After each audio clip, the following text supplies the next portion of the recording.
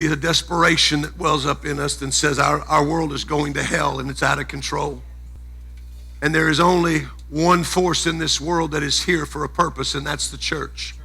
Amen. That when the church is removed, the world will spin out of control completely. But at this point, the church has the ability to turn the course of events in this world. As she has done in times past, she can do again. But as long as we remain comfortable and feeling comfortable like it's all going to be all right and it's going to be okay at my house, so if it's okay at my house, it's okay. Folks, it's not okay. The darkness is creeping in, and it's creeping in all around us. It's creeped into our government. It's creeped into our schools. It's creeping into all of those places that we once thought were safe and would never change.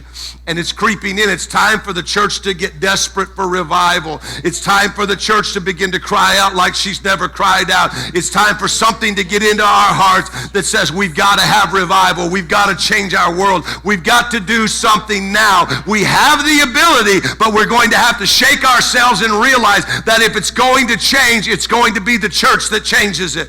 Hallelujah. The song that we just had up there, it said, Lord, hear our cry. How long has it been? How long has it been and since there's been a cry in our hearts? Are we okay with the way it is?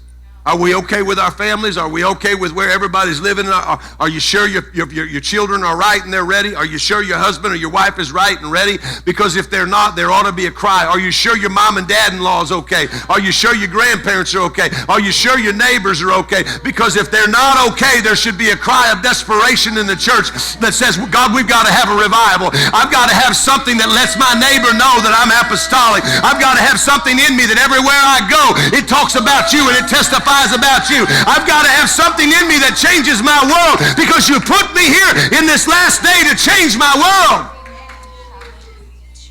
Brother Plappert, you're already in the back. Brother Plappert testified. Thank you, praise singers. Thank you, musicians, for leading us in worship. He testified yesterday. Do you have to be back there on that thing? Come up here. Where's God? God will allow you to touch lives. And those lives are out there. They're open. They're waiting. They're looking for you. They're waiting for you.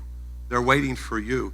So please, let's discard the last year's excuses that I can't. You can. In fact, you must. You're commanded to. And we must reach our world. We've got to reach our world because Jesus is coming. And he's coming for a church that's on fire. And I want you to understand that the challenge is because God is able to step across. See, we think there's this big abyss